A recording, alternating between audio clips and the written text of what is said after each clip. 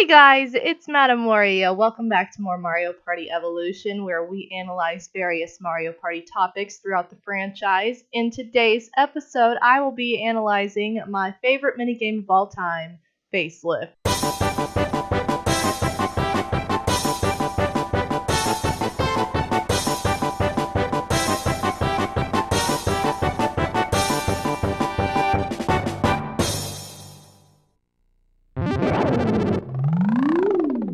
Now I know what you're thinking, how in the world does one go about analyzing a minigame like Facelift? Well, I consider myself a facelift expert, if you will, and because it's my favorite game and it was featured not only in Mario Party 1 but in Mario Party 2 as well, I thought it'd be kind of fun to go through and talk about which faces are my favorite, which faces I think are the most challenging, and just the overall gameplay experience that is my favorite minigame and why I'm so infatuated with this game to begin with. The first time I ever played Bowser's Facelift, it was a very comedic affair, and I remember I was laughing majority of the time because of how much fun it was and how ridiculous it was. Something about manipulating Bowser's face was just way too appealing and way too much fun.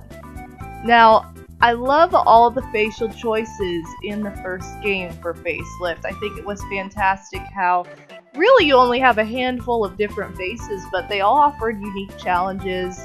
They weren't similar enough to where you were like, okay, this one is basically like the last one, except this one thing is different. They were all very different in their own way, and so I think that was very awesome that Mario Party was able to make a well-rounded mini-game that featured more than one setting. I thought that was really cool.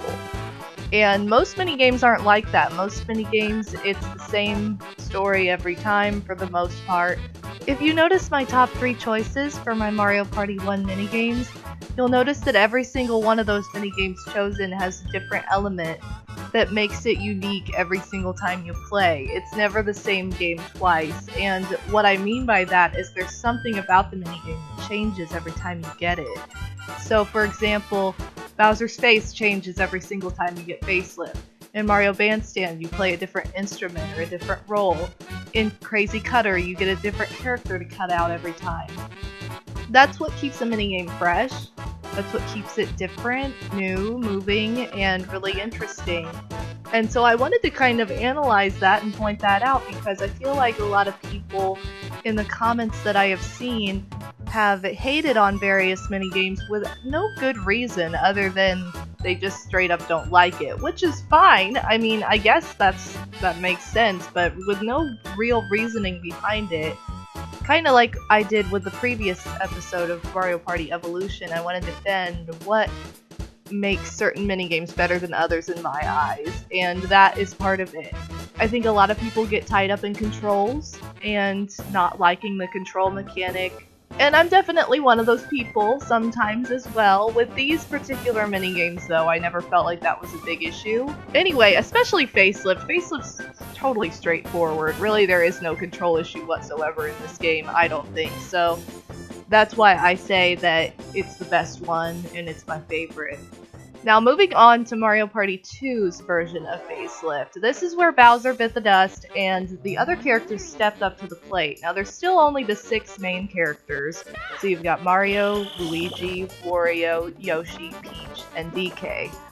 I thought it was really cool how every single character has their own element within Facelift that can be manipulated. For example, Peach's hair gets pulled, Yoshi's nose is the main element that you have to mess with.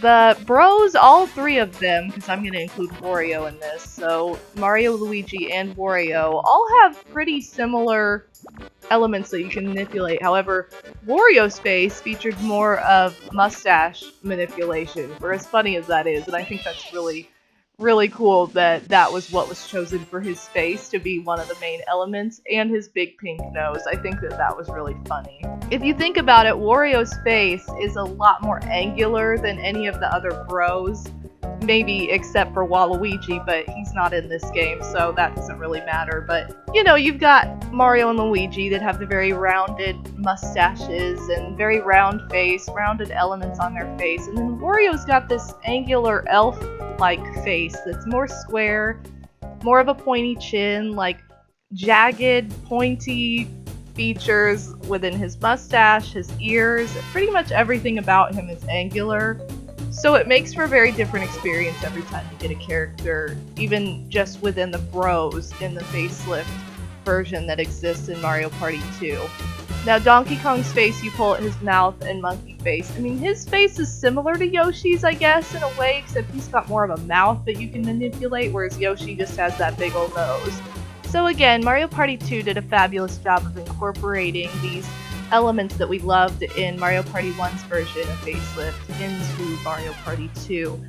And it's the same thing, you never know what character you're gonna get, and I will say that the character faces in Mario Party 2 are much more challenging. They're a lot harder, they're a lot less symmetrical, you know, both sides don't usually match. It's really a bigger challenge in Mario Party 2, it honestly is. I struggle to get a 100-point score in Mario Party 2 way more than I do in Mario Party 1. That's like not even a struggle at all. So I think that was cool how they increased the challenge, not too much though, it's still very, very possible to get 100 points and to just dominate in that minigame. Last thing in my analysis of Facelift, I want to say that the music is pretty fantastic in this game. I think it was well chosen. I love that in Bowser's Facelift you get this like concentrated music, like you're really thinking and you're really trying to do a good job and concentrate and all that. And then in Mario Party 2 it's just like this goofy music that is just not serious at all, like, do whatever you want to their faces, that's cool. I thought that added an element of humor to the minigame experience, and I think that was really fabulous. I just wanted to point that out because I personally love that. Anyway, that's gonna do it for this analysis. I hope you've enjoyed analyzing Facelift as a minigame. I hope you have enjoyed this episode. Please let me know what you're interested in hearing about next time. I've got a whirlwind of ideas, but I would like to hear from you guys. So thank you so much for listening and for watching, and I will see you next time for more Mario Party Evolution. This has been MadameWario saying peace out, pimps.